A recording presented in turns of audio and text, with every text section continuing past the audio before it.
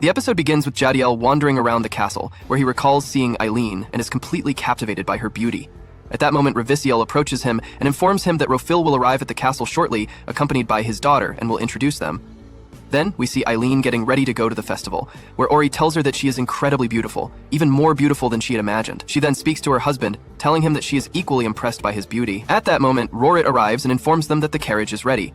Rafael apologizes to him and tells him that they will be using a spatial transfer spell this time. Eileen understands as she thinks about how annoying it would be for the driver if they had to flee, so he did this.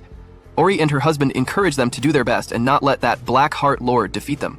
Rafael informs them that they were not going there to fight. At that moment, Eileen's mother observes them through a crystal ball and asks her husband to protect their daughter well. They indeed leave using the spell, and when they arrive at the castle, Rafael becomes nervous and keeps saying, I don't want to. Eileen reassures him, telling him that there is no point in complaining and they must go to settle the matter. Her father asks her why she seems so excited about it. She tells him that she wants to talk directly with the Black Heart Lord. She then runs to reach the castle. Her father says to himself that he has a bad feeling about this. Afterward, they arrive at the castle gate. The guards ask about the girl accompanying him, but allow them to enter. Revisiel welcomes them, saying he was waiting for them, and gives them a grand reception. When Eileen looks at him, she becomes nervous because she sees a large black aura surrounding him. She introduces herself, and Eileen realizes that he was eager to see her.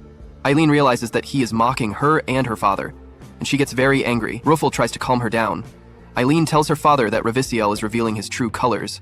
Revisiel laughs at them more and more, then asks them to sit down, and tells Rafael that he is amusing deep down. Revisiel tells him, you are truly amusing deep down.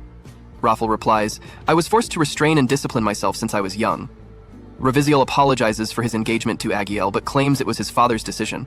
But they are no longer here. Agiel, who caused the trouble, and my father, who took responsibility for it, have moved to a manor outside the city. He will not return here again. Eileen thinks to herself, he exploited his younger sister's sins to overthrow his father. This man is truly black-hearted. He continues, unfortunately for Salviel, who would have thought that his new wife would be a woman like Agiel? And it's impossible that you didn't notice, Rafael. It's the current gossip among the nobles these days. Eileen asks him about this rumor. Rafaelziel tells her it is unseemly for a little girl to hear such things. Eileen retorts, that is a lie. You brought up the subject, and you know I am perfectly capable of understanding it. Rabaziel is shocked. He now realizes how this little girl was able to influence Alberto. Eileen steps down from her father's side and says, you are a vicious man, your majesty. Uncle Alberto came to you begging about the Vancreft family's dilemma, and your use of that against him is truly an incredible act. Honestly, it would have been better if I had made him a double agent, but I didn't. I don't know what your highness thinks of Uncle Alberto, but I don't see him fit to be a spy. Revisiel is delighted and can't believe that these words are coming from this little girl.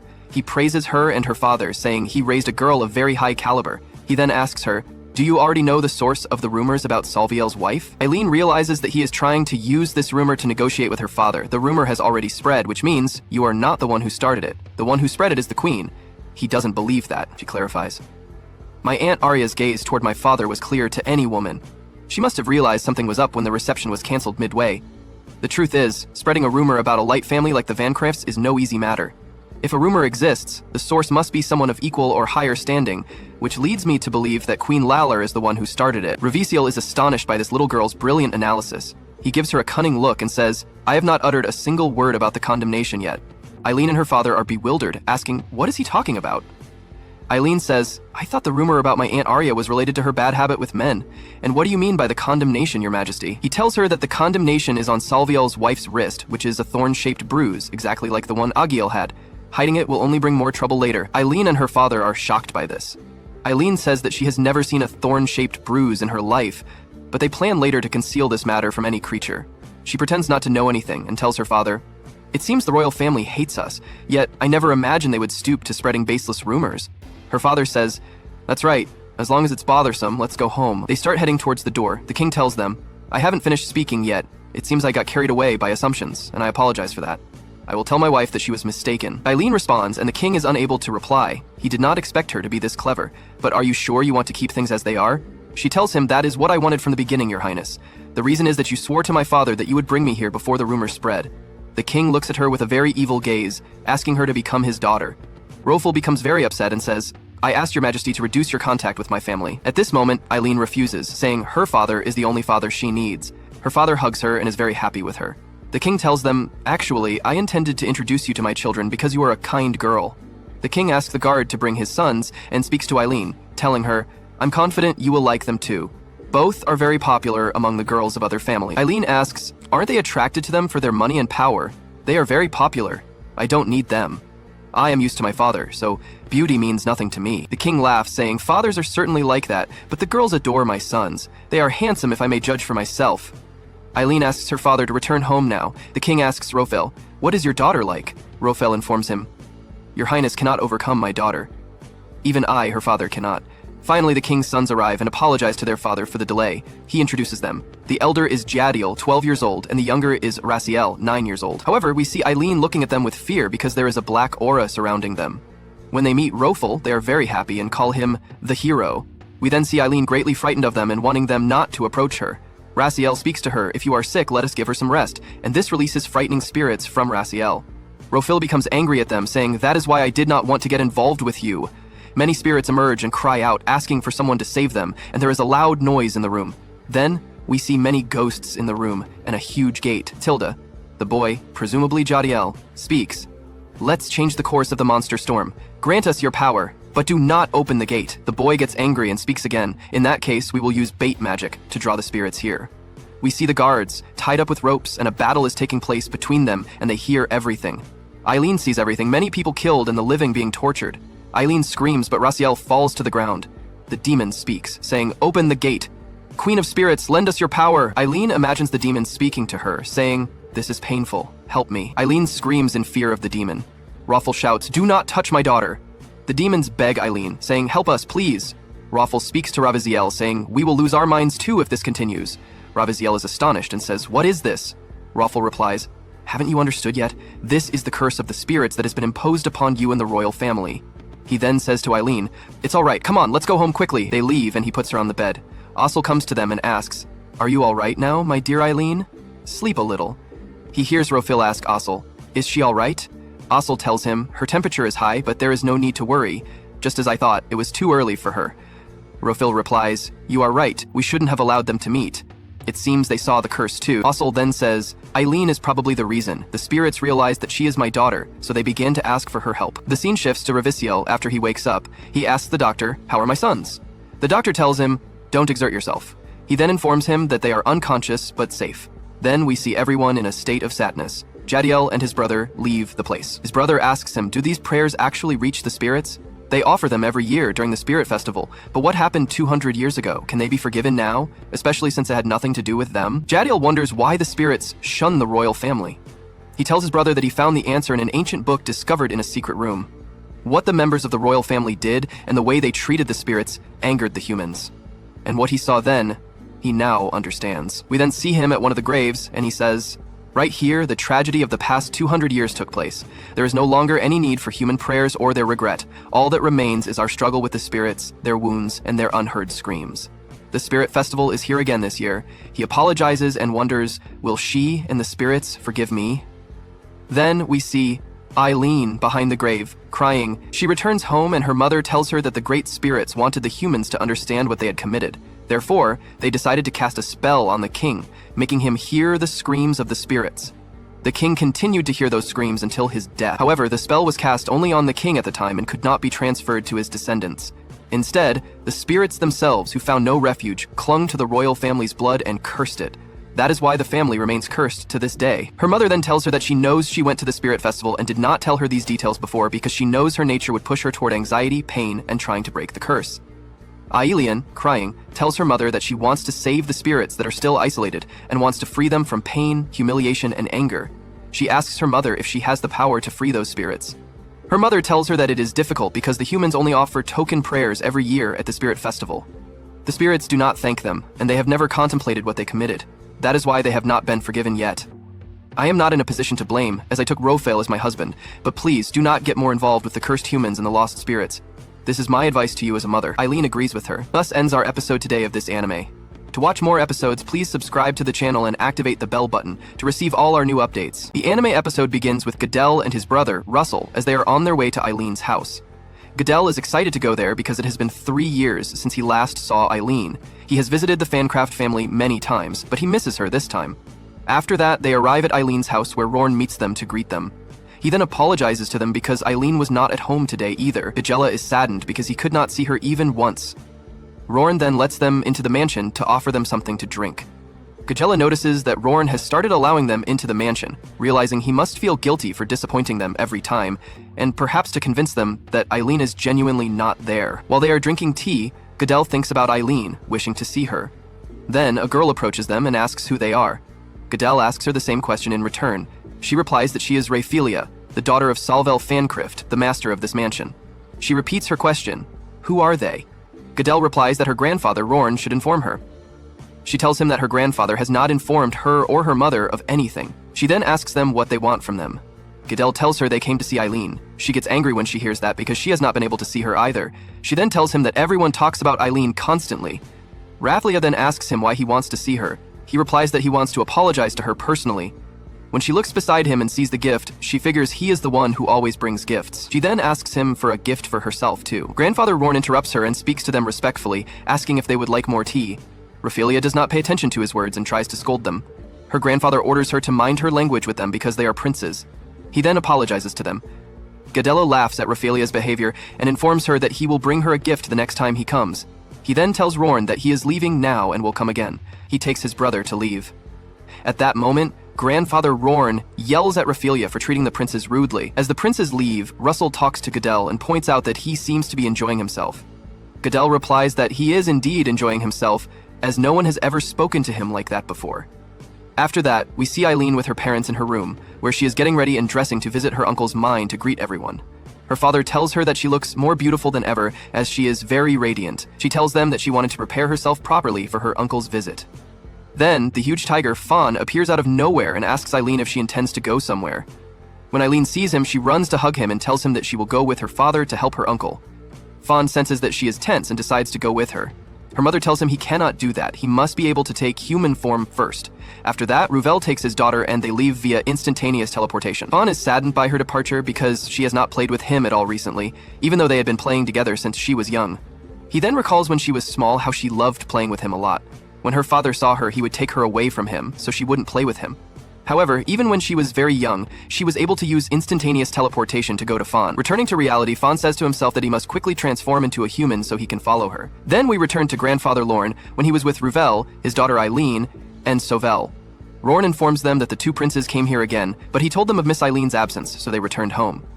Sovel talks to his brother Ruvel and tells him that the mine they are inspecting today used to extract silver in large quantities, but its production has declined sharply recently. Because of this, and other compelling reasons, he decided to close the mine. Therefore, he wants Eileen to stick close to her father in the mine because it has become a very dangerous place, even though he knows her father lets her wander alone. Eileen asks him about Nana. She hasn't seen her here. He replies that he hasn't informed her that she will be here with them today because she will have to accompany them to the mine. Sovel talks to Ravel, saying, regarding the ingots Eileen made for us, I was thinking we should say they came from an old treasury. If we say they are an inheritance from the family, it won't raise suspicions, not even from the royal family. Ravel replies to him, that is very sound thinking, we will do that. After that, they reach the carriages. Eileen notices that there are many more carriages than usual, but suddenly, Nana emerges from one of them, saying to them, you are still inexperienced and think you can trick me regarding the closure of the mine. Eileen is astonished, saying, are you coming with us? Everyone is angered by this, but Nana is happy that she is going with Eileen. Nana speaks to her sons, saying to them, don't treat me like a burden. I was observing your gold during inspection tours before you were even born. Then Eileen speaks up, but I came in a dress, so Nana informs her that she will be fine. Ruvel will carry her the whole time, so don't worry at all. They ride the carriages and then arrive at the town. Everyone there welcomes them because it has been a very long time since they last saw them. Then Eileen introduces herself to these people, and everyone welcomes her and rejoices greatly. After that, Sovel speaks, telling them, I brought my brother today to discuss the matter of closing the mine. A young man informs him, we won't be able to continue working in it. Then Isabella arrives, welcomes them, and they welcome her. She says to them, it's been a very long time, but before you discuss anything with my sons, I want you to have lunch. I came prepared. Everyone is happy that she is doing this because they remember her late husband, who always brought us good food whenever he came. We were always waiting for him, anticipating. Isabella then speaks to Eileen, saying to her, you know that food is the best way to win hearts. Finally, they eat and thank Isabella for the meal, as it is very delicious. Eileen wanders around the place, saying, they said this was a silver mine, but as I expected, there is a lot of quartz. A man approaches her asking if she is enjoying herself, as there is a lot of it here, so she can look at as much as she wishes. She tells him, yes, I love minerals very much. Then we see them all happy and laughing together, but Eileen has the mines on her mind, saying, if this mine is rich in quartz, it must contain more silver than gold. Atomic number 47. Eileen is happy, the color of the mineral has changed, and we notice its shine. The man is astonished and asks Rafael to break it and examine what is inside. He does indeed break it and finds silver inside. Everyone is delighted and wants to continue breaking. The man tells them, we can continue mining in these mountains, and asks them, we don't want to close the mine, we can still discover more and more. But Soville gets angry with them, saying, wait, did you forget so quickly? These mines are cursed by spirits because we extracted too much silver, so we cannot do that. Eileen talks to herself saying, so that's what's going on. She then calls out to her father Rafael and her uncle Soville and says to them, could I speak to everyone for a moment? My knowledge might be useful to them. She then speaks to everyone and informs them, everyone, does the curse involve symptoms such as shortness of breath, coughing, and phlegm, and can it sometimes be fatal? One of the workers replies to her, how did you know? Eileen answers them, I feel like I might know the cause of what you call a curse. For years you've been breathing in fine particles and metal dust here, and that has left harmful effects on your bodies. In other words, this is not the work of a spirit. It is a disease called pneumoconiosis. The workers are astonished and say, this isn't a curse, this is a disease. They ask her, can this pneumoconiosis be cured? Eileen replies to them, I'm sorry, complete treatment is difficult. Over time, we can gradually alleviate the symptoms. One of the workers replies to her saying, if you can alleviate this illness that has burdened my chest for years, and asks for her help. Then her father Rafael calls out to her. Eileen says, Father, let's go back to the mansion first. I want to discuss something with you and Mother. She then tells everyone, please grant me some time. I will talk to my mother and we will definitely find a solution. They head to the mansion. Her uncle, Soville, asks her, Eileen, can you truly cure this disease? Eileen replies, theoretically, yes. It's been a long time since their symptoms first appeared. Furthermore, if the lung diseases worsen and lead to other illnesses, the chances of treatment become lower. Her uncle is surprised by her words, to which Eileen replies, yes, when the first disease causes a second one to appear. Her uncle then says to her, how vast your knowledge is in complex matters. Eileen replies, but my knowledge is worthless if I cannot actually cure them. Her father, Rafael, speaks and informs her, but you told them you are capable of it. Eileen replies to him, and that is where I need Mother's help. She then says to her mother, Ori, yes, I am thinking of starting to make medicine. Isabella stands up and asks her, are you able to do such a thing? Eileen replies, I think it might be possible if I change the way I use my powers, but I cannot ignore that this might affect the human world. Rafael then asks Ori, what do you think? Ori replies, why don't we let Eileen do what she wants? Everyone is surprised by her. She continues, she may still be a completely immature spirit, but she won't know the limits of her power's influence unless she tries it, right? Rafael then says, if something happens to Eileen, Ori replies, she'll be fine. If something happens, we simply won't return to the human world. My dear Eileen, this is a lesson for you. You told everyone you are capable of it, so do it. But if you face any problem, you must consult us. Don't forget you have your father, your mother, your grandmother, and your uncle. Rafael then says, there's nothing we can do. Eileen speaks, saying, I will do my best. The scene shifts to Rafael waiting for Eileen outside her room. Ori comes to him. He tells her that Eileen hasn't come out for days and has been locked in her room. Is she all right? Fawn then speaks, saying, it seems she hasn't eaten well, either. Rafael says, and maybe she hasn't slept. I'd even swear she hasn't slept. Ori replies to them, she must be working very hard to make the medicine. Don't disturb her, she's fine. We trust her, and we'll be patient for a little while. She leaves. A cat appears in front of Rafael, and he asks, what's wrong, Fawn? The cat, Fawn, replies, she told me not to enter, too. Rafael says, you were kicked out too, then? Eileen always immerses herself in a matter until she loses all sense of her surroundings when she focuses on something, like when she first discovered her spiritual ability to control the elements. Then, an explosion occurs in Eileen's room. Her father rushes to her and says she didn't know yet how to use her power or control it. The princess has changed since then, but I can't take it anymore. He says, but Ori said, I'm worried, but if I open the door, then Ori...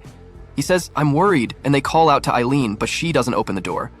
Rafael says, I can't take it anymore, and uses his power. He finds a barrier on the room door and says, what? Ori put up a barrier? The scene shifts to Eileen using all her power, and she speaks, saying, the different chemical equations that show the structure of every medicine I knew in my previous life? If I can write down as much as I can recall in my mind, her father enters and says to her, that's enough, Eileen. He is astonished when he sees her using all her power. Eileen falls to the ground. Her father rushes to catch her and asks, are you all right? Eileen successfully prepares the medicine and then loses consciousness. Rafael says, your temperature is high. You overworked yourself to this extent. Thus ends today's episode. If you like the video, press like, and don't forget to subscribe to the channel and activate the bell button to receive all new content. The episode begins with Eiyuu holding the medicine, visibly exhausted and then collapsing. Her father carries her to her room and everyone gathers around, worried. Her mother, Ori, wonders, who would have thought Eiyuu would be able to recreate the medicine? The situation is worse than I thought. Eiyuu's power and growth are unbalanced. If I were true to myself, I'd say we should have expected this, but you were preventing it, Rafael, if you had only known beforehand. She then tells him she wants to know Eiyuu's limits and apologizes for not having told him, explaining that she must consult her 2 elder sisters before leaving immediately. Rafael is perplexed and asks himself if Ori was testing Eiyuu. A short while later, Eiyuu wakes up. Her father scolds her, deeply worried, and tells her he will not allow her to overexert herself again, or he won't take her to the Vankrak Manor. Her mother enters and tells Eiyuu that the next time she uses her power, she must not isolate herself so that her mother can monitor her. She explains that her father was bordering on madness because he couldn't save her. You are still unable to control your powers properly, Eiyuu. Nevertheless, this is amazing, as you were able to create something like that medicine. Her father then hugs her and tells her that he loves her very much and worries about her greatly. The scene shifts to Eiyuu and Rafael with her uncle, who is very happy because Eiyuu kept her promise and was able to find the medicine. Following this, Eiyuu, her father, and her uncle regularly visit the mine. Eiyuu extracts gold and diamonds using her magical power, making it appear as if the metals were there from the start. Everyone works hard, and they manage to reopen the mine thanks to Eiyuu. She also begins treating everyone's stone pneumonia, and on top of that, she produces painkillers, antibiotics, and cold medicine. At the end of the day, Eiyuu tells her father and uncle that there is something she wants to discuss with them. As they ride the carriage, she tells them she heard the town's church is also used as a treatment center, and she was thinking of letting them manage the distribution of the medicines she produces. Her father agrees, provided it won't be a burden on her. Eiyuu tells him she will be fine and thanks him for his approval. Her uncle tells her he will arrange everything immediately. The scene moves to the manor, where we see Rafael being taught important rules that a noble lady must follow by her tutor. Rafael becomes very angry and tells the tutor she is tired and does nothing but study, and she didn't come here to become a noble lady. She leaves and goes to the garden where she recalls the past, remembering the carriage ride with her mother to her father filled with joy. She arrives at the manor, amazed by its beauty, meets her tutor, and begins her lessons little by little. However, she grew tired of studying the rules for living as a distinguished young lady. This wasn't what she had imagined. Back in the present, Rafael walks through one of the manor's corridors and overhears the maids talking about a girl named Eiyuu. She approaches them angrily and asks who this is. The frightened maids leave quickly. Rafael wonders to herself who this girl is that everyone is talking about. She then sees her father and rushes to him. Her father tells her it is not proper for a young lady to run like that. Rafael tells him she is fed up and wants to talk to him about something. Her father refuses and tells her to go to her mother. As she leaves, we see Rafael advising his brother to listen to his daughter and get closer to her, as he listens to every word Eiyuu says. Rafael goes to her mother, whom we see in bed, exhausted and tired. Her mother tells Rafael she doesn't want to talk now as she is sick, and throws her drink at the maid. Rafael tells her mother she is very upset with her father because he never listens to her and is always busy. She is also tired of studying, and the tutor tells her that if she doesn't commit to her lessons properly, she will bring shame to the family, repeating this frequently. Her mother tells her that everyone here looks down on them because they are commoners. Her mother then cries, asking why she is treated this way and why she is still a slave when she is now of the upper class. Isabella enters and asks what is wrong, as she can hear their voices from outside. Rafael leaves the room and goes away. We return to Sovel in his room with Rorin. Isabella enters and asks Sovel to leave her alone with Rorin. He asks his mother what is the matter. Isabella tells him she is here to talk to him about Ori and Rafael, and he needs to think about Rafael a little. That girl sees everyone in the manor as an enemy except her mother, and she is rebelling even against her noble education. He tells her he doesn't know how to deal with her, as he was forced to live away from her for years after her birth. He decided to enroll Rafael in an academy because it is better for her not to stay in this house. If she can interact with the children of nobles, she might get used to it, and this is what's best for her now. He then asks his mother why his daughter Rafael rebels so much, as Eiyuu is very cooperative. Why isn't Rafael like that? His mother tells him to stop comparing Eiyuu and his daughter, as each is an independent person. Rafael needs someone to listen to her, but the only person she trusts is her mother, and her mother's condition is difficult. Isabella leaves him and departs. The next morning, we see Eiyuu in the mine, treating one of the workers and giving him tomorrow off to recover his health. Her father and uncle arrive. Her uncle tells her about the treatment center in town and that the preparations are going smoothly. Eiyuu is very happy and thanks her uncle. He also tells her that Rorin wants to discuss the fields with her. Eiyuu agrees and is very happy, climbing onto her uncle's shoulder. Her father becomes jealous and tells her he can carry her too. Eiyuu tries to joke with her father, telling him her uncle is much taller than him. Suddenly, her mother, Ori, appears and tells them she wants to work with them too. Rafael agrees, takes his wife and daughter, and they leave. Sovel then remembers his daughter Rafaelia and feels sad about her condition and rebellion. Thus ends today's episode of That Anime. To follow more events, please subscribe to the channel and activate the bell button to receive all new updates. Our episode begins with Rafaelia addressing Gadel, thanking him for his letter. They haven't been able to meet for a long time and she misses him dearly. She writes, "My father and everyone in the palace treat me poorly. I know deep down that they love me, but I have grown to hate it. In any case, it would make me happy if you could visit me again as soon as possible. And please take care of yourself these days as there are several COVID variants spreading right now. Stay safe." The scene shifts to Eileen. It seems she is working as a doctor, treating patients. As you can see, she is checking tonsils and examining inflammations. She is doing it all. In those days, there was a very severe fever. Perhaps the new COVID variant has swept through the region. She asks the father, "When did your son start suffering from this fever?" The mother replies, "The fever appeared suddenly earlier today." Eileen tells them he must be given a fever reducer immediately. It is dangerous for his temperature to remain this high. He is moving around a lot, so we must also ensure he isn't dehydrated. Come on, take him to an isolation room immediately, and no one must accompany him. She began organizing the medication. Since he is a child, he takes a paracetamol 500 fever reducer every 6 hours, and an antibiotic every 12 hours after meals. They call Eileen the healer princess. After that, they leave, and the scene shifts to the location where the father of the boy who was treated was staying. Then the father mentioned that his son's fever had dropped the next day, which left him in shock. At first, he thought she was a witch who had made a pact with a spirit, but it appears she is an herbalist, and the rumors about the blessed medicines seem to be true. Hume asks him if he believes the Vancraft family is involved in the matter. The man replies that he is certain, and he suspects that the man who was with her is the hero. That night, Hume goes to Rafael and introduces himself, explaining that he wants to investigate the Vancraft family's medicines. Rafael responds that he too is curious about these medicines that are fighting the epidemic. However, he knows exactly what Hume wants. He wishes to obtain the medicine for his mother, whose condition is not improving. Hume apologizes for his actions and Rafael forgives him. Hume admits that he cannot deny his petition has a personal motive, but merchants are all competing to acquire these medicines. He argues that if the court healers do not provide them soon, they might lose the people's trust.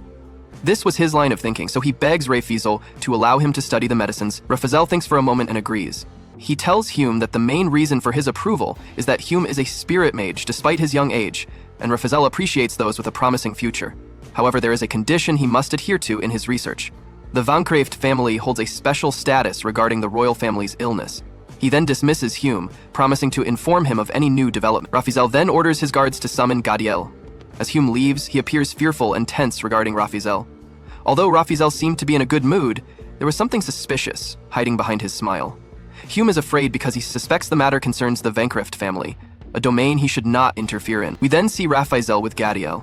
He asks him if he is still exchanging letters with his son Saufel. Gadel replies that he does, but Saufel only answers occasionally. His father tells him that it seems the Vancraft family has recently hired a skilled herbalist, and rumor has it that the spirit princess herself was the one who recruited her. Gadel is surprised by his father's words. Next, the scene shifts to Ruffle, his daughter, his brother Saufel, and her grandfather. The grandfather states that the number of citizens staying on their land seeking treatment has risen by 30% since last month. Consequently, they are no longer able to keep their medical stores sufficiently stocked, and urgent patients have begun fighting over medication. Eileen tells them that they must start performing triage, sorting cases to prioritize treatment based on the severity of the condition. She suggests that children, pregnant women, and the unconscious, being the most vulnerable, should be first in line, along with the injured. They are greatly impressed by this idea. She is a very smart child to devise such a plan so quickly. Eileen thanks them for their praise, but tells them that her knowledge is actually inherited from her ancestors, and she didn't invent it herself. Their warm praise makes her feel a bit guilty. Her father hugs her, telling her that he is sure her ancestors are resting in peace and happiness because of what she is doing now. He tells her she is the best of all. His brother Saufel tells him that he spoils her too much. Rufel gets angry and retorts that Saufel did not show enough interest in his own daughter, so the fault lies with him. Saufel becomes saddened and remembers the time he went to visit his daughter, Rufelia. Saufel speaks to them, saying, "My daughter is going through a rebellious phase. I think she is angry because I neglected her." But then he says to Rufel, "Let's get back to our topic. There is a problem we need to discuss. Due to the increase in people staying here for treatment, I have recently received reports of a deterioration in public safety." They look at Eileen and she is surprised, asking them, "What is it? Why are you looking at me like that?" Saufel continues his thought, saying, "Even for a little one, she cannot be this self-aware at such an age." Eileen asks them what they are talking about. Rufel then tells her that rumors are spreading everywhere that a girl from the Vancraft family is the one giving out the medicines. If things continue like this, your life might be in danger. You will have a bodyguard. You will see him now. Alberto and Ron enter, bringing a child with them. We learn here that this child is Eileen's bodyguard named Kai. Safel states that Kai is 13 years old. Eileen is surprised when she finds out, and she says to him, likely referring to the adult who brought him, "You are always busy with work, so I never sensed the presence of a woman in your life." Then they get to know each other. Kai tells them, "My father told me that you saved me. I will do my best to protect you." Rufel says, "The specific problem is using a human bodyguard." Suddenly, Rufel calls out to a tiger. The tiger introduces himself, saying, "I am Van, son of the great wind spirit, Vent." Eileen is very happy when she touches him. He is very fluffy and smells very good. Van replies to her, "I took a bath right away." Rufel informs them that Van will be a bodyguard from the spirit world as well. Van can control the wind freely, and his hearing is so sharp that he can pick up even rumors from afar, so he will be very useful to them. Safel gets angry at him, saying, "A beast of this size will cause chaos in the town." Suddenly, the tiger transforms into a very handsome boy. Eileen is delighted that he has learned human transformation and has become so handsome. Van starts quarreling with the other boy, but Ruffle grabs his daughter and tells them, "Why are you fighting over my daughter Eileen? I will protect her myself, and I won't allow either of you to marry my daughter." The scene then shifts to Hume. Goddess, the prince, tells him that they will look for a nearby inn to stay the night. Hume asks him to keep his distance a bit. Everyone is surprised that he addresses the prince in such a tone. Hume explains to them it is because my spirit is terrified of him. However, the prince accepts these words and asks Hume to simply call him by his name. Hume tells them, "We must obtain those medicines, find out how they are prepared, determine the role of the young lady from the Van Creffi family, and see if spirits are actually the ones making the medicines. My spirit will conduct this investigation." He continues, "But what will we do if my spirit is too scared to work?" Then he looks at the sky, sees lights, and says that the disease has spread up to the heavens and they must stop its spread. Everyone feels a great power when looking at the sky. Hume feels his spirit starting to tremble, thinking that the rumors about spirits making the medicine might actually be true. The prince suspects something and says to himself, could it be that Eileen is actually the one preparing the medicine? Then they continue walking to find out the truth. The prince thinks to himself, "I am indeed selfish, but I want to see you so much, Eileen." The scene shifts to a maid calling out to Miss Raphaelia. She gives her a letter addressed from Gadiel. Raphaelia is overjoyed. She takes it from her and reads the letter, becoming very happy. We then move to Eileen with her father in a carriage, along with her uncle and the boy Kai. Eileen asks, "How is Uncle Alberto's wife?" Her uncle replies, "She is very brave and reliable." The boy tells them, "It is a bit embarrassing to hear you talk about my mother like that. Excuse me." Eileen says to him, "It seems your mother is the one who has the final say in the house." He replies, "Of course," and everyone laughs. The boy tells her, "You will meet her soon and you must visit us." Then the uncle remarks, "I see that Eileen is the one with the final say in your case," which makes her father, Rufel, angry. Then Eileen and her father arrive. Van appears and tells her that he is by her side if she needs anything, and Eileen thanks him for his help. They go inside and the female doctor informs them that things are going very well among the healers, but there are countless patients insisting they arrived first, and everyone is tense about whether or not they will receive the medicine. Eileen tells them she will make more medicine for everyone. Her father tells her that is impossible and beyond her strength. She becomes sad and begs her father to let her make even a little more. Her father hugs her and tells her never to overwork herself. At the end of the day, Eileen and her father return home. When the tiger enters the palace, the maids are frightened. Her father tells them not to be afraid, and the tiger transforms into his human form and introduces himself. Ron appears and welcomes them. It is clear that Eileen loves him very much. Then Eileen's uncle mentions that he will be having dinner with Raphaelia, Arya, and his mother tonight. Afterward, they drink tea together. Ron informs Eileen that all the tasks she assigned to him have been completed. Eileen then asks for his advice regarding fertilizer for the lands, stating she will go there with him after she finishes with the medical center matters. Suddenly, one of the maids enters and informs them that Princess Raphaelia is nowhere to be found in the entire palace. Her father becomes very frightened. He goes to his wife, Arya, and asks about their daughter Raphaelia, but she knows nothing about her. We then see her father looking very sad. Van steps out onto the balcony and listens to a voice from afar. He tells them that the voice is saying, "We must get the medicine from the Van Crift family." Everyone is shocked and realizes that Raphaelia has been kidnapped instead of Eileen. And so ends our episode. To see more, please subscribe to the channel and activate the bell button. Our episode begins with intense sadness. Everyone is gathered together, but we don't know the reason yet. Perhaps someone has run away or fled the place. Then, we see Van saying, "We must get the medicine from the Fenkrevet family. The young miss must be in this place." We then learn that he had heard that entire sentence being repeated by someone. They now realize that the victim was kidnapped by mistake. Perhaps Eileen was the one they actually intended to kidnap. Eileen apologizes to her uncle, saying, "I am so sorry. I swear, if I had known, I would have let myself be kidnapped instead of your wife or daughter." She then weeps bitterly. He replies, "This isn't your fault. Please don't cry. You just want to help everyone. God willing, we will find her. We will find Raphaelia." She hugs her uncle, crying uncontrollably. It was a truly tragic moment. Suddenly, the maid enters and tells them, "Before my lady disappeared, she received a letter from His Highness Prince Gadiel." Everyone is shocked and asks, what does he want? She informs them that Prince Gadiel had visited Princess Aline previously, but ever since Rafael met the prince, they have been exchanging letters. She hands them the letter, explaining that she found it on her desk, so she assumes she read it today. When her father opens the letter, he finds that the prince had summoned her. There's a possibility that Rafael wasn't kidnapped, but perhaps the prince's people are involved. However, they don't know the reason for this sudden summons without permission. Aline turns to Van and asks, "Did you hear them say the prince, the young miss, the medicine, or anything like that?"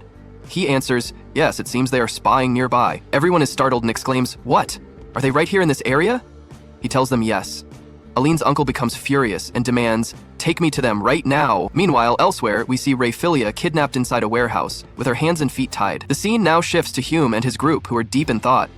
It appears that no one knows the true identity of that healer princess, nor can they analyze or figure out her medicines. Hume then recalls what the prince had told him.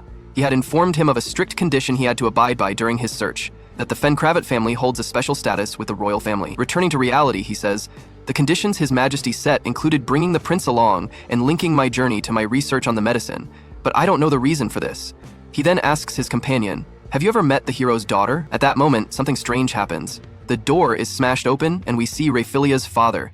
He shouts at them, "You stupid fools, return my daughter immediately, or I will chop off your heads and throw them to the stray dogs." Everyone is shocked and asks, "Why are you here?" This makes the father even more furious. He yells, "Silence! Silence, you foolish prince! You are the one who lured my daughter out to kidnap her, aren't you?" Everyone falls silent. The uncle, Rafael's father, decides to attack him, but at that exact moment, Aline stops him. She pleads, "Wait, uncle, they said Rafael isn't here. I verified this through some people." At that moment, Gadiel arrives. When Aline sees him, she becomes afraid because a dark aura seems to surround him. Suddenly, her father, Rafael, appears out of nowhere. He orders Gadiel to stay away from his daughter and asks, "Have you forgotten what happened 3 years ago?"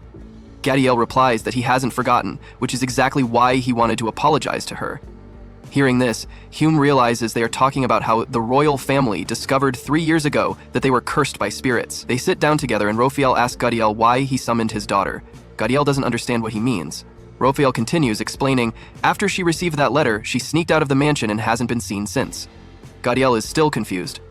Rafael screams in his face, "Don't play dumb with me! I am sure you are the one who summoned her!" Vogel interrupts and begs him to stop. Gadiel then speaks calmly, pleading to see the letter because he knows nothing about it. After examining the letter, he says, "I have indeed been exchanging letters with Rafael, but I did not write this one." Rafael objects, pointing out the royal seal on the paper. Gadiel swears he had nothing to do with it. Rafael asks, "Then why did you come here?" Gadiel explains, "I came to investigate because there are rumors that the Fenkravet family possesses effective medicines against the epidemic." The family retainers try to change the subject to keep the secret safe, but Gadiel ignores them, saying there is no point in hiding it anymore. He states that the only way to prove they didn't kidnap Rafael is to speak honestly. He assures them, "Our only goal is to study the source and effects of the medicine." He adds, "The king is actually very worried. Rumors suggest the skilled medicine maker is Aline, so he ordered me to find the truth before any harm comes to her. But he would never kidnap Rafael for such a reason." Hume then speaks to Aline, asking if she is the spirit princess. Rafael asks who he is. Hume introduces himself, "I am the palace healer, and I have a spirit friend named Ashot. He's a very cute fellow even though he works for the royal family." Aline is shocked that he has formed a contract with a spirit. Hume confirms this, saying, "We are best friends now." He decides to show her, but before he does, Gadiel warns him, "Do not get too close to her, no matter what happens." Hume calls out to Ashot, and a small rabbit pops out of his bag. He introduces him to Aline. The moment Ashot sees her, he rushes toward her, confirming to Hume that she is indeed the spirit princess. Hume admits, "I suspected spirits were somehow involved in making the medicine, and now I finally understand." Aline asks her father for permission to tell them the truth, saying, "The time has come." She acknowledges that rumors about the medicine have indeed reached the royal capital.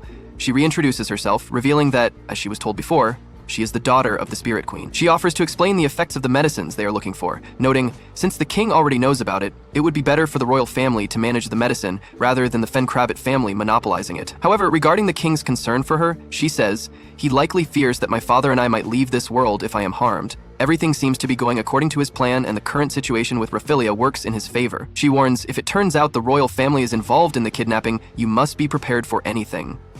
Gadiel angrily retorts that he knows nothing about such a plot. Aline replies, "The king wouldn't tell you such things. That is just his nature." Gadiel is shocked and says, "My father used me." Aline then addresses them, Finding Raphilia will prove your innocence, so please help us search for her. Your mission has already failed, which will surely be met with a sigh of disappointment. However, if you make up for that failure by finding Raphilia, and if you help me, I will give you the details and a sample of the medicine immediately. That is what His Majesty wants. If you deliver this to him, your mission will be a success.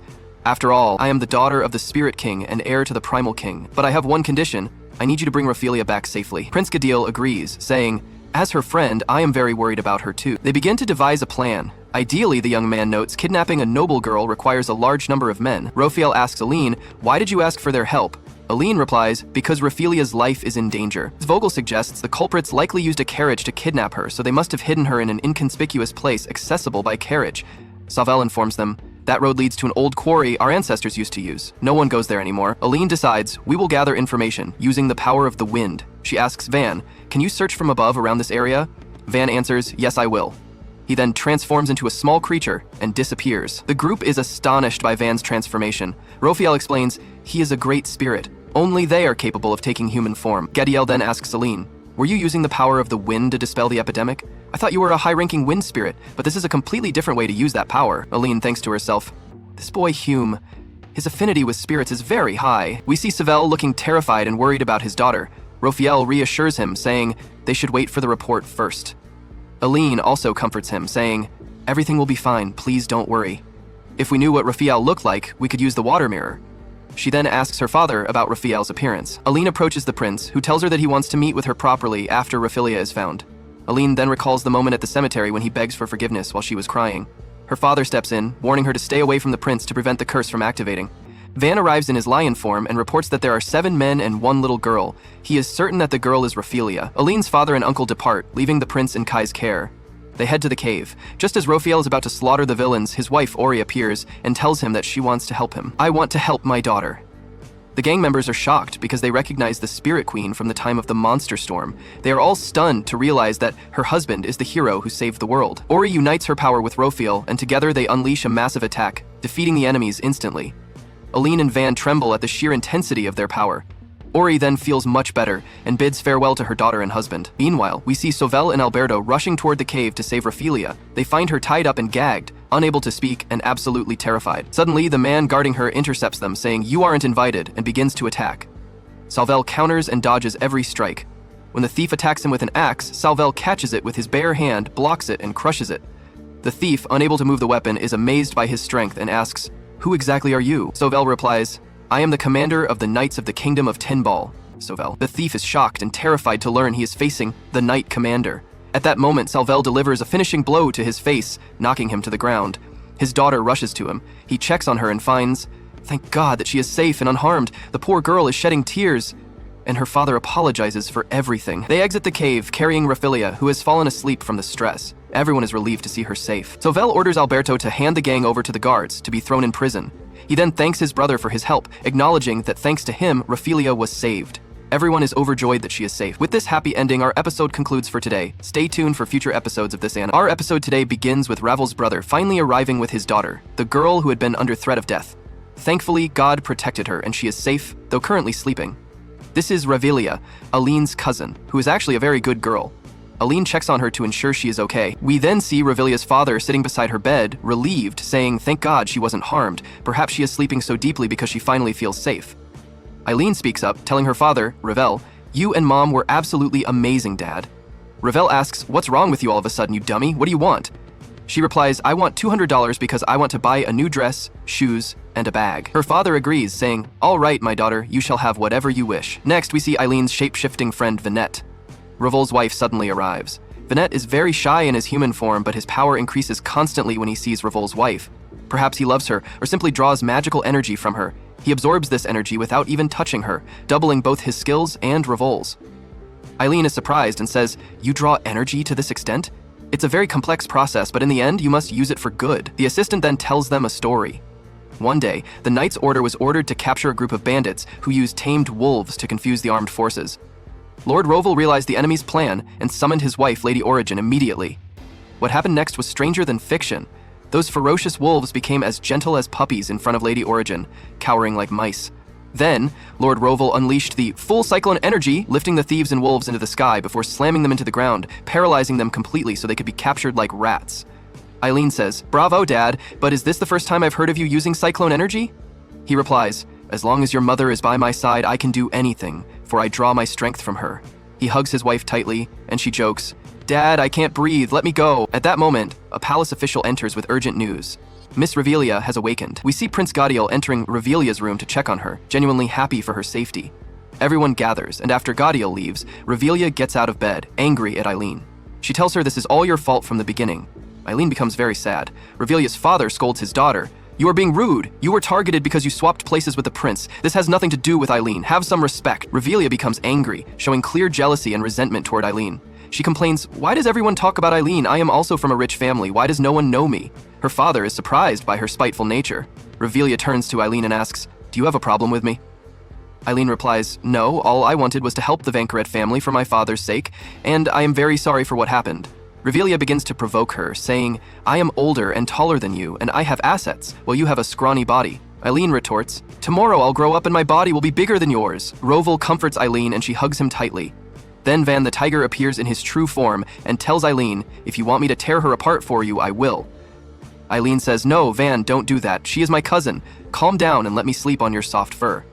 Roval is still angry, so Eileen calls him over to play with the tiger's soft fur as well. She then tells her father, "I want to reach puberty as soon as possible." He asks, "Why?" "I don't want you to ever get married." She reassures him, "Don't worry, I'm with you and won't leave you, my dear Wally." The scene shifts to Roval and his brother discussing Revelia. Her father apologizes for her behavior toward Eileen, explaining that it's a long story and he understands the reason for her rebellion. She likely went through a very difficult experience, but things will hopefully improve. Elsewhere, the tiger is furious, saying, "Who would have thought I'd be assigned to guard the princess with a child like you idiot?" The other guard replies, "Aren't you satisfied with me? I am a superhero in my own time."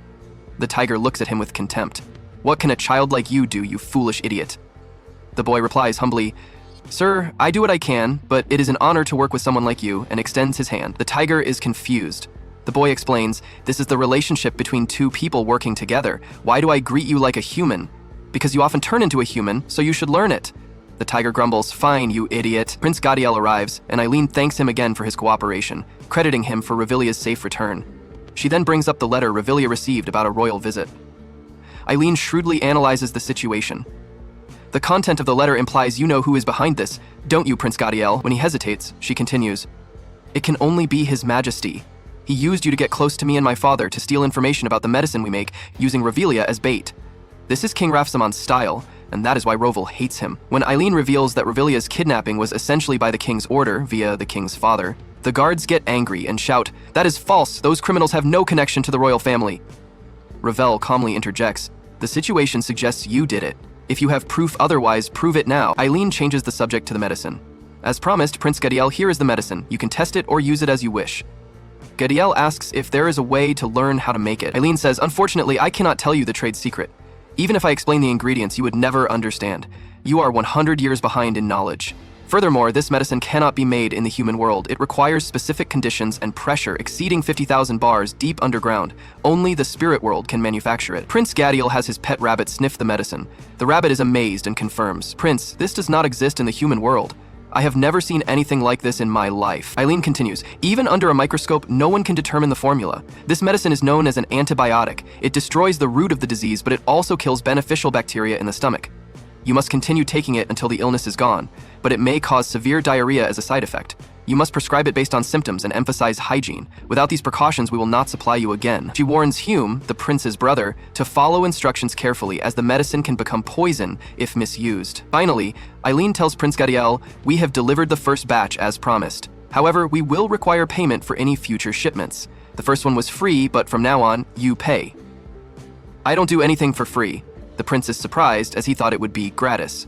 He says, "I apologize, I must consult with His Majesty first. As for Revelia and the kidnappers, we will handle those people ourselves." The guard shouts angrily, "Wait, we will never allow you to do that. Do you think there are no rules?" But Eileen is clever and retorts, "What? Didn't you just declare that they have no connection to the royal family?" The prince says to her, "Because you said you would listen to me. You promised me that if we found Revelia safely. If I don't speak now, I feel I won't get another chance to talk to you." Eileen then asks everyone to leave them alone. Her father is surprised and worries about her, but she begs him to let them be private and assures him there is nothing to fear. Ravel addresses the young prince, warning him not to get too close to Eileen, The prince agrees, as he fully understands the situation. We then see them alone. The prince speaks, bringing up what he and the royal family did to the spirits. Eileen replies, "You are part of that family. Your ancestors committed acts they shouldn't have. Since you are a prince, I'm sure you understand the reason behind their actions." The prince explains, "At that time, the royal family sought the power of the spirits to protect the country. But we did something we never should have done." Eileen responds, "If you realize that, then you are the last person who needs to apologize. Your ancestors felt no remorse. Whatever the royal family's motives were, wanting to save their people from the monster storm 200 years ago, they chose this path to achieve it." The prince insists, "The spirits did not deserve what happened to them." Eileen replies, "They must have been desperate enough to see it as their only option. But the pain inflicted on the sacrificed spirits cannot be erased. While you consider it ancient history, the immortal spirits see it as if it happened yesterday. I have warned you, Your Highness, and you must be prepared. His Majesty presumably heard those cursed screams as well, yet he still dared to harm my family." She continues, "The spread of the disease is accelerating. Soon the royal capital will fall into chaos. King Raf-Seeman has severely underestimated us. After everything he has done, do not think you will receive our help. This is your final warning. Please do not contact us again." The prince is left speechless, mumbling that this cannot be happening. We all know he loves Eileen deeply and wants to marry her, but his father is the one who ruined everything for him. At that moment, Eileen leaves him. He departs, filled with sadness over her. He only wanted to talk to her. Was he not allowed even that? And this brings us to the end of our episode today. Stay tuned for the next episode with more exciting events from this wonderful anime.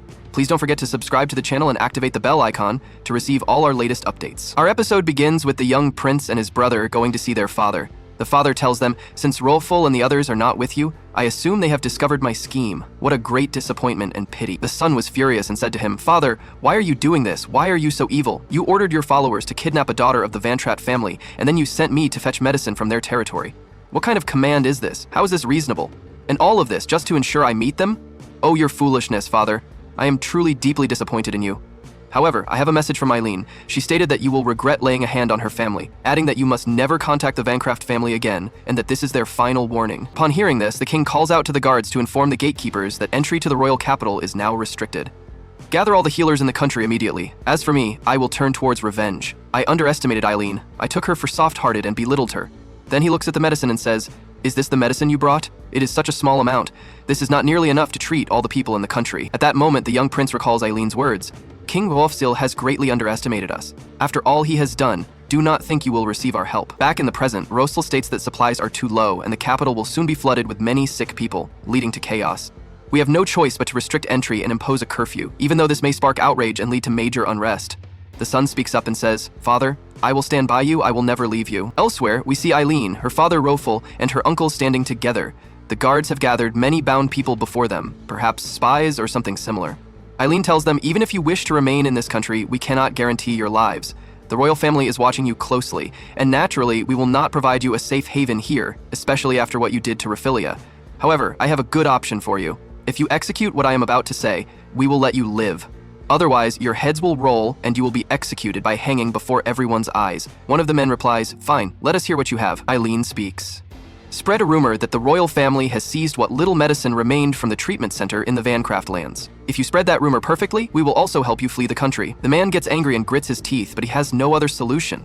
He tells her, "Fine, we will do it." She then threatens them, "If you fail to do so, or try anything strange, know that you are being closely watched by my mother, who is in disguise.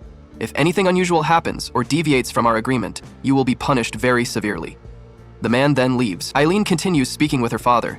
"If the king mishandles this matter, the fate of the royal family is inevitable doom. However, I am confident that with Mr. Blackheart, they will be fine. We should not forgive them, as that would only increase the royal family's arrogance." Her uncle says to her, "Listen, Eileen, to forgive is divine. Let things go. We don't want any trouble." She replies, "Listen, uncle, everyone must get what they deserve. Please restrict entry to our lands. Also, inform any new patients that the royal family has confiscated all our medicine. And also, spread the news that my father and I have gone out to gather medicinal ingredients and will return after some time." When Rafael asks her, "What shall we do about the royal family, my daughter?" she says, "I have informed His Highness that the crown must pay for any additional medicine we provide. I want him to reflect on his mistakes. Therefore, We will not supply them with anything for the time being. Her uncle then comes and hugs her tightly, saying, "Bravo, my daughter, you are truly smart, thank you." The scene shifts quickly to the city, where the news has spread rapidly. People interact, asking, is it true that the royal family has taken and stolen the medicine? The uncle confirms, yes, all of this is because of the abduction of my daughter. I am very sorry. The people reply, raise your head, your highness. What on earth is the royal family thinking? What do they want from us? He tells them, please do something about this. I can no longer think straight. Within 2 hours, the news spreads throughout the city like a rocket, and the people are seething with anger. Desperate for the cure, they go to protest in front of the royal palace, shouting, "We want the cure, you fools, or we will bring this palace down upon you." Meanwhile, the young prince stands nearby, telling the soldiers, do not treat them with violence, ever. At that moment, a soldier approaches the king and says, the sick are gathering at the castle, demanding medicine and protesting. The king commands, open the treatment center within the castle walls and dispatch the court healers as well. The guard replies, but sir, they are all demanding the medicine be handed over. The king admits, unfortunately, we have no medicine to give them. We will simply treat them as best we can. On the other hand, we see Eileen watching what is happening via satellite. Her mother enters and comforts her. It is very difficult for her. She is a girl who has not yet come of age, yet she bears such responsibility. But in the end, her decision was correct. Eileen weeps bitterly and says, I did all of this, and I did my best to preserve our future. I am truly heartbroken by what is happening, but what could I do?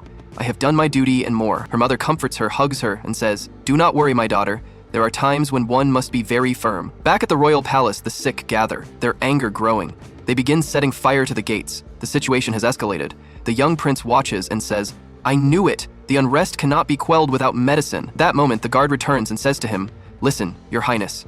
The messenger we sent to the Vancrath family has returned.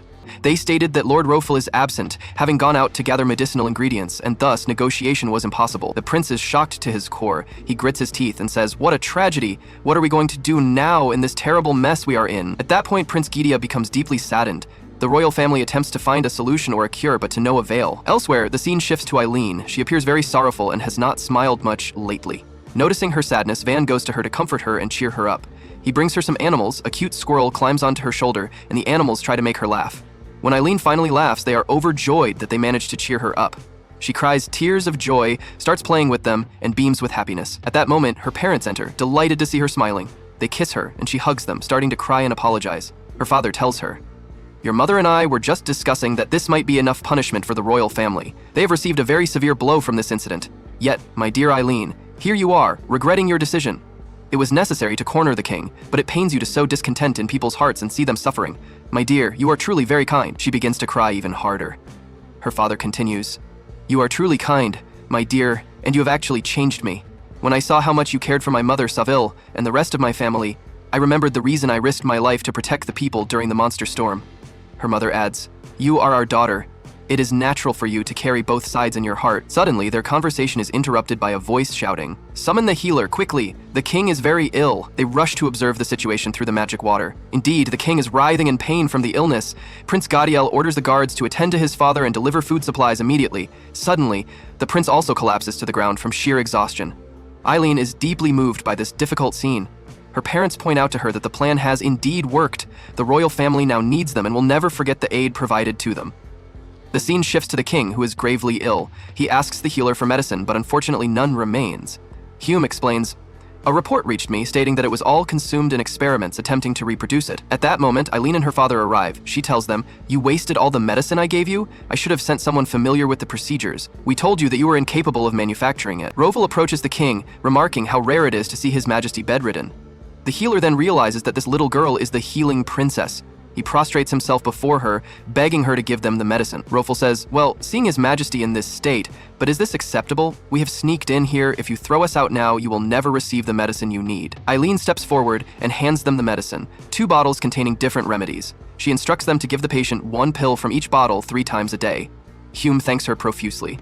The healer also thanks Lord Rafael for this great service, but Rafael replies, do not thank me. If you are grateful, thank Eileen, and do not tamper with it this time. Rafael and his daughter then leave, satisfied that the royal family has suffered the consequences. Her father says, I will go now to deliver the medicine to Seville and ask him to start gradually accepting patients from outside our territories. Eileen agrees to this with pleasure. Rafael then asks Eileen to go and rest a little, and he disappears. However, she does not listen to him and goes out as well. She goes to Rachel, the prince, to check on him, and Rachel is very happy to see her. She speaks to him, saying, I wonder if this situation resembles the monster storm that occurred 200 years ago. Rachel thinks to himself, she is right. Back then it was monsters, and now it is the face of an epidemic. We are drowning in fear and trying once again to rely on the power of the spirits. Eileen asks him, do you think things would have been different if the royal family and the spirits had communicated beforehand? Rachel tells her, I don't think the royal family would have resorted to treating the spirits with such cruelty. We desperately wanted you, the power of the spirits, the power that name carries, both back then and now. Rachel becomes very exhausted, but Eileen assures him that they will monitor the disease to ensure it doesn't spread further. We just handed over medicine to your court healer. Once you recover, we will discuss the future of our dealings. We will negotiate with you, but our conditions will be strict. Rachel says to her, if I can gain your trust, even little by little, I want us to talk again. Eileen replies, yes, but we will speak with this distance maintained between us. She bids him farewell, promising to return with her father. Later, we see Van talking to Eileen. He asks her if something nice happened because her face is blushing. Eileen is surprised and embarrassed, telling him, I'm just feeling a little sleepy. To herself, she thinks, perhaps it's because the anxiety that was building up inside me has completely vanished. Rafael then speaks to Eileen, saying, I have asked Sauvel to resume treatment within our lands. I also order the announcement that we are ready to receive patients.